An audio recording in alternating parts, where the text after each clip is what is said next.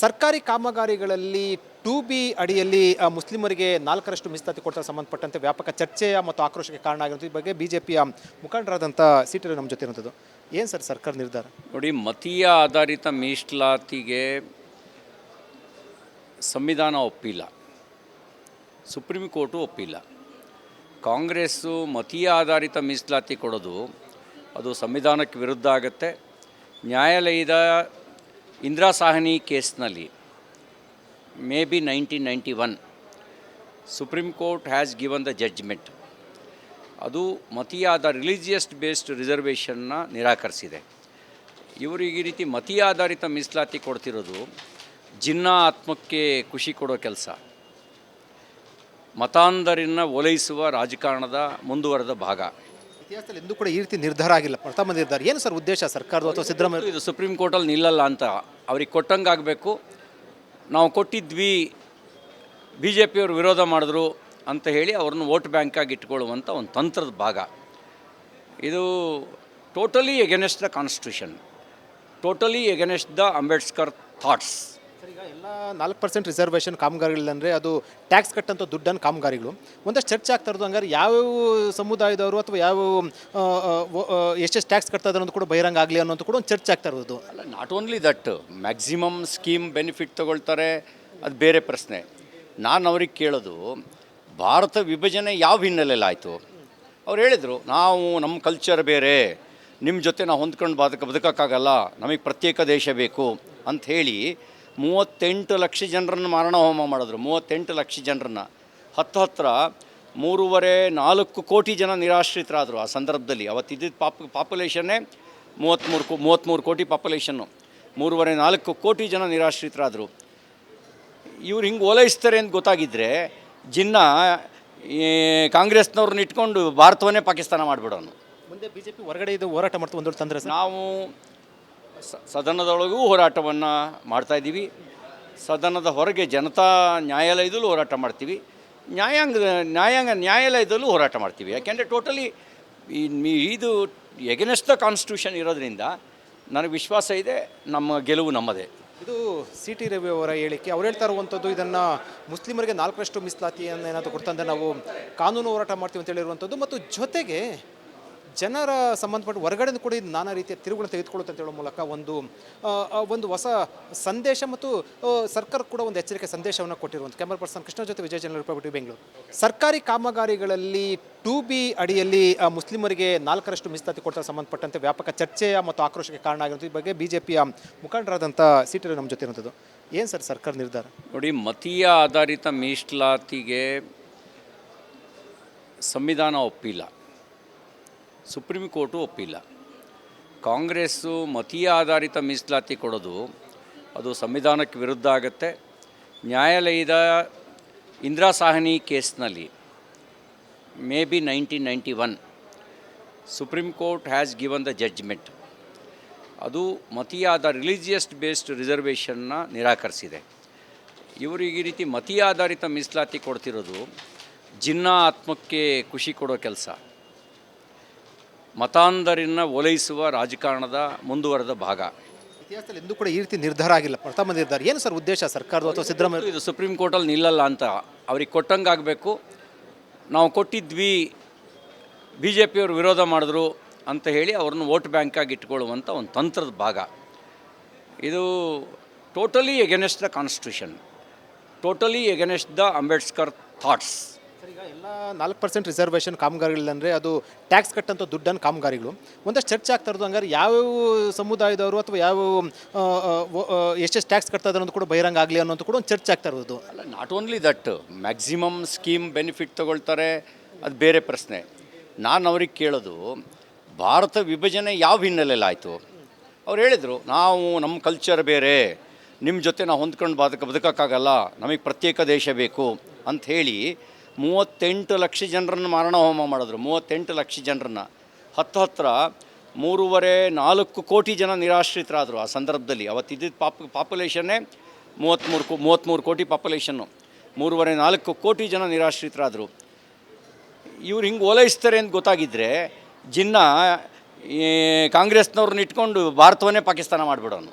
ಮುಂದೆ ಬಿಜೆಪಿ ಹೊರಗಡೆ ಇದು ಹೋರಾಟ ಮಾಡ್ತಾ ಒಂದು ತಂದ್ರೆ ಸರ್. ನಾವು ಸದನದೊಳಗೂ ಹೋರಾಟವನ್ನು ಮಾಡ್ತಾಯಿದ್ದೀವಿ, ಸದನದ ಹೊರಗೆ ಜನತಾ ನ್ಯಾಯಾಲಯದಲ್ಲೂ ಹೋರಾಟ ಮಾಡ್ತೀವಿ, ನ್ಯಾಯಾಲಯದಲ್ಲೂ ಹೋರಾಟ ಮಾಡ್ತೀವಿ. ಯಾಕೆಂದರೆ ಟೋಟಲಿ ಇದು ಎಗನೆಸ್ಟ್ ದ ಕಾನ್ಸ್ಟಿಟ್ಯೂಷನ್ ಇರೋದ್ರಿಂದ ನನಗೆ ವಿಶ್ವಾಸ ಇದೆ ನಮ್ಮ ಗೆಲುವು ನಮ್ಮದೇ.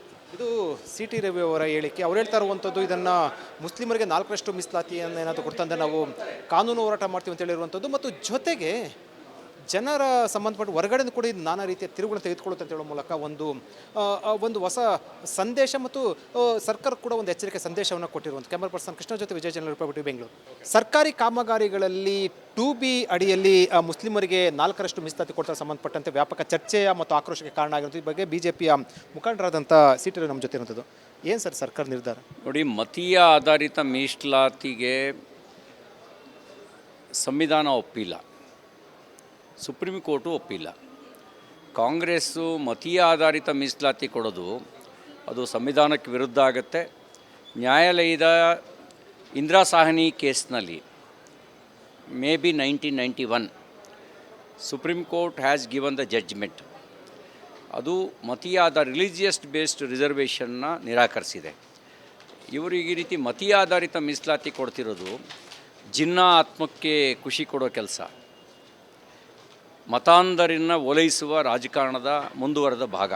ಇತಿಹಾಸದಲ್ಲಿ ಎಂದೂ ಕೂಡ ಈ ರೀತಿ ನಿರ್ಧಾರ ಆಗಿಲ್ಲ, ಪ್ರಥಮ ನಿರ್ಧಾರ. ಏನು ಸರ್ ಉದ್ದೇಶ ಸರ್ಕಾರದ ಅಥವಾ ಸಿದ್ದರಾಮಯ್ಯ? ಇದು ಸುಪ್ರೀಂ ಕೋರ್ಟಲ್ಲಿ ನಿಲ್ಲಲ್ಲ ಅಂತ ಅವ್ರಿಗೆ ಕೊಟ್ಟಂಗೆ ಆಗಬೇಕು. ನಾವು ಕೊಟ್ಟಿದ್ವಿ, ಬಿ ಜೆ ಪಿಯವರು ವಿರೋಧ ಮಾಡಿದ್ರು ಅಂತ ಹೇಳಿ ಅವ್ರನ್ನ ವೋಟ್ ಬ್ಯಾಂಕಾಗಿ ಇಟ್ಕೊಳ್ಳುವಂಥ ಒಂದು ತಂತ್ರದ ಭಾಗ ಇದು.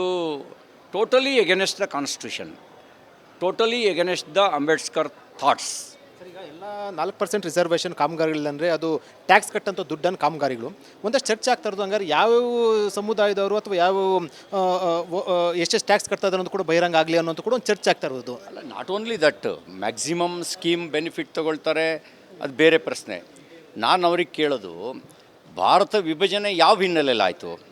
ಅವ್ರು ಹೇಳಿದರು, ನಾವು ನಮ್ಮ ಕಲ್ಚರ್ ಬೇರೆ, ನಿಮ್ಮ ಜೊತೆ ನಾವು ಹೊಂದ್ಕೊಂಡು ಬದುಕೋಕ್ಕಾಗಲ್ಲ, ನಮಗೆ ಪ್ರತ್ಯೇಕ ದೇಶ ಬೇಕು ಅಂತ ಹೇಳಿ 38 ಲಕ್ಷ ಜನರನ್ನು ಮಾರಣ ಹೋಮ ಮಾಡಿದ್ರು. 38 ಲಕ್ಷ ಜನರನ್ನು ಹತ್ತಿರ 3.5-4 ಕೋಟಿ ಜನ ನಿರಾಶ್ರಿತರಾದರು. ಆ ಸಂದರ್ಭದಲ್ಲಿ ಅವತ್ತಿದ್ದ ಪಾಪ್ಯುಲೇಷನ್ನೇ 33 ಕೋಟಿ ಪಾಪ್ಯುಲೇಷನ್ನು.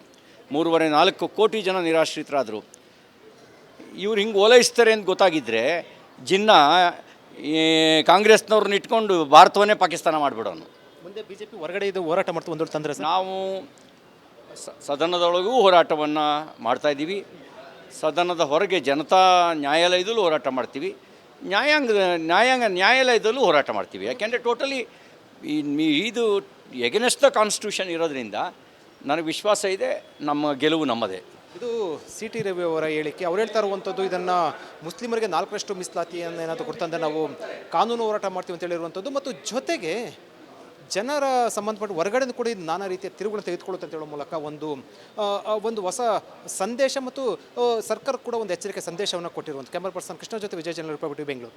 ಸರ್ಕಾರಿ ಕಾಮಗಾರಿಗಳಲ್ಲಿ 2B ಅಡಿಯಲ್ಲಿ ಮುಸ್ಲಿಮರಿಗೆ 4% ಮೀಸಲಾತಿ ಕೊಡ್ತಾ ಸಂಬಂಧಪಟ್ಟಂತೆ ವ್ಯಾಪಕ ಚರ್ಚೆಯ ಮತ್ತು ಆಕ್ರೋಶಕ್ಕೆ ಕಾರಣ ಆಗಿರೋದು. ಈ ಬಗ್ಗೆ ಬಿಜೆಪಿಯ ಮುಖಂಡರಾದಂಥ ಸಿಟಿ ನಮ್ಮ ಜೊತೆ ಇರುವಂಥದ್ದು. ಏನು ಸರ್ ಸರ್ಕಾರ ನಿರ್ಧಾರ? ನೋಡಿ, ಮತೀಯ ಆಧಾರಿತ ಮೀಸಲಾತಿಗೆ ಸಂವಿಧಾನ ಒಪ್ಪಿಲ್ಲ, ಸುಪ್ರೀಂ ಕೋರ್ಟು ಒಪ್ಪಿಲ್ಲ. ಕಾಂಗ್ರೆಸ್ಸು ಮತೀಯ ಆಧಾರಿತ ಮೀಸಲಾತಿ ಕೊಡೋದು ಅದು ಸಂವಿಧಾನಕ್ಕೆ ವಿರುದ್ಧ ಆಗುತ್ತೆ. ನ್ಯಾಯಾಲಯದ ಇಂದಿರಾ ಸಾಹ್ನಿ ಕೇಸ್ನಲ್ಲಿ maybe 1991 supreme court has given the judgment. ಅದು ಮತೀಯ ರಿಲಿಜಿಯಸ್ ಬೇಸ್ಡ್ ರಿಸರ್ವೇಷನ್ನ ನಿರಾಕರಿಸಿದೆ. ಇವರು ಈ ರೀತಿ ಮತೀಯ ಆಧಾರಿತ ಮೀಸಲಾತಿ ಕೊಡ್ತಿರೋದು ಜಿನ್ನಾ ಆತ್ಮಕ್ಕೆ ಖುಷಿ ಕೊಡೋ ಕೆಲಸ, ಮತಾಂಧರನ್ನ ಓಲೈಸುವ ರಾಜಕಾರಣದ ಮುಂದುವರೆದ ಭಾಗ. ಇತಿಹಾಸದಲ್ಲಿ ಎಂದೂ ಕೂಡ ಈ ರೀತಿ ನಿರ್ಧಾರ ಆಗಿಲ್ಲ, ಪ್ರಥಮ ನಿರ್ಧಾರ. ಏನು ಸರ್ ಉದ್ದೇಶ ಸರ್ಕಾರದ ಅಥವಾ ಸಿದ್ದರಾಮಯ್ಯ? ಇದು ಸುಪ್ರೀಂ ಕೋರ್ಟಲ್ಲಿ ನಿಲ್ಲಲ್ಲ ಅಂತ ಅವ್ರಿಗೆ ಕೊಟ್ಟಂಗೆ ಆಗಬೇಕು. ನಾವು ಕೊಟ್ಟಿದ್ವಿ, ಬಿ ಜೆ ಪಿಯವರು ವಿರೋಧ ಮಾಡಿದ್ರು ಅಂತ ಹೇಳಿ ಅವ್ರನ್ನ ವೋಟ್ ಬ್ಯಾಂಕಾಗಿ ಇಟ್ಕೊಳ್ಳುವಂಥ ಒಂದು ತಂತ್ರದ ಭಾಗ ಇದು. Totally against the constitution, totally against the Ambedkar thoughts. Sir, ಈಗ ಎಲ್ಲ 4% ರಿಸರ್ವೇಷನ್ ಕಾಮಗಾರಿಗಳಂದರೆ ಅದು ಟ್ಯಾಕ್ಸ್ ಕಟ್ಟಂಥ ದುಡ್ಡನ್ನು ಕಾಮಗಾರಿಗಳು ಒಂದಷ್ಟು ಚರ್ಚೆ ಆಗ್ತಾ ಇರೋದು. ಹಂಗಾರೆ ಯಾವ್ಯಾವ ಸಮುದಾಯದವರು ಅಥವಾ ಯಾವ ಎಷ್ಟೆಷ್ಟು ಟ್ಯಾಕ್ಸ್ ಕಟ್ತಾ ಇದ್ದಾರೆ ಅನ್ನೋದು ಕೂಡ ಬಹಿರಂಗ ಆಗಲಿ ಅನ್ನೋದು ಕೂಡ ಒಂದು ಚರ್ಚೆ ಆಗ್ತಾ ಇರೋದು. ಅಲ್ಲ, not only that, maximum scheme benefit ತಗೊಳ್ತಾರೆ, ಅದು ಬೇರೆ ಪ್ರಶ್ನೆ. ನಾನು ಅವ್ರಿಗೆ ಕೇಳೋದು, ಭಾರತ ವಿಭಜನೆ ಯಾವ ಹಿನ್ನೆಲೆಯಲ್ಲಿ ಆಯಿತು? ಅವ್ರು ಹೇಳಿದರು, ನಾವು ನಮ್ಮ ಕಲ್ಚರ್ ಬೇರೆ, ನಿಮ್ಮ ಜೊತೆ ನಾವು ಹೊಂದ್ಕೊಂಡು ಬದುಕೋಕ್ಕಾಗಲ್ಲ, ನಮಗೆ ಪ್ರತ್ಯೇಕ ದೇಶ ಬೇಕು ಅಂತ ಹೇಳಿ 38 ಲಕ್ಷ ಜನರನ್ನು ಮಾರಣ ಹೋಮ ಮಾಡಿದ್ರು. 38 ಲಕ್ಷ ಜನರನ್ನು ಹತ್ತಿರ 3.5-4 ಕೋಟಿ ಜನ ನಿರಾಶ್ರಿತರಾದರು. ಆ ಸಂದರ್ಭದಲ್ಲಿ ಅವತ್ತಿದ್ದ ಪಾಪ್ಯುಲೇಷನ್ನೇ 33 ಕೋಟಿ ಪಾಪ್ಯುಲೇಷನ್ನು. 3.5-4 ಕೋಟಿ ಜನ ನಿರಾಶ್ರಿತರಾದರು. ಇವ್ರು ಹಿಂಗೆ ಓಲೈಸ್ತಾರೆ ಅಂತ ಗೊತ್ತಾಗಿದ್ದರೆ ಜಿನ್ನ ಕಾಂಗ್ರೆಸ್ನವ್ರನ್ನ ಇಟ್ಕೊಂಡು ಭಾರತವನ್ನೇ ಪಾಕಿಸ್ತಾನ ಮಾಡಿಬಿಡೋನು. ಮುಂದೆ ಬಿಜೆಪಿ ಹೊರಗಡೆ ಇದು ಹೋರಾಟ ಮಾಡ್ತಾ ಒಂದು ತಂದ್ರೆ ನಾವು ಸದನದೊಳಗೂ ಹೋರಾಟವನ್ನು ಮಾಡ್ತಾಯಿದ್ದೀವಿ, ಸದನದ ಹೊರಗೆ ಜನತಾ ನ್ಯಾಯಾಲಯದಲ್ಲೂ ಹೋರಾಟ ಮಾಡ್ತೀವಿ, ನ್ಯಾಯಾಲಯದಲ್ಲೂ ಹೋರಾಟ ಮಾಡ್ತೀವಿ. ಯಾಕೆಂದರೆ ಟೋಟಲಿ ಇದು ಎಗನೆಸ್ಟ್ ದ ಕಾನ್ಸ್ಟಿಟ್ಯೂಷನ್ ಇರೋದ್ರಿಂದ ನನಗೆ ವಿಶ್ವಾಸ ಇದೆ, ನಮ್ಮ ಗೆಲುವು ನಮ್ಮದೇ. ಇದು ಸಿ ಟಿ ರವಿ ಅವರ ಹೇಳಿಕೆ. ಅವ್ರು ಹೇಳ್ತಾ ಇರುವಂಥದ್ದು ಇದನ್ನು ಮುಸ್ಲಿಮರಿಗೆ 4% ಮೀಸಲಾತಿಯನ್ನು ಏನಾದರೂ ಕೊಡ್ತಂದರೆ ನಾವು ಕಾನೂನು ಹೋರಾಟ ಮಾಡ್ತೀವಿ ಅಂತ ಹೇಳಿರುವಂಥದ್ದು, ಮತ್ತು ಜೊತೆಗೆ ಜನರ ಸಂಬಂಧಪಟ್ಟ ಹೊರಗಡೆ ಕೂಡ ಇದು ನಾನಾ ರೀತಿಯ ತಿರುವುಗಳನ್ನು ತೆಗೆದುಕೊಳ್ಳುತ್ತೆ ಅಂತ ಹೇಳೋ ಮೂಲಕ ಒಂದು ಹೊಸ ಸಂದೇಶ ಮತ್ತು ಸರ್ಕಾರ ಕೂಡ ಒಂದು ಎಚ್ಚರಿಕೆ ಸಂದೇಶವನ್ನು ಕೊಟ್ಟಿರುವಂಥ. ಕ್ಯಾಮರಾ ಪರ್ಸನ್ ಕೃಷ್ಣ ಜೊತೆ ವಿಜಯ ಜನರಲ್ ರಿಪಬ್ಲಿಕ್ ಬೆಂಗಳೂರು.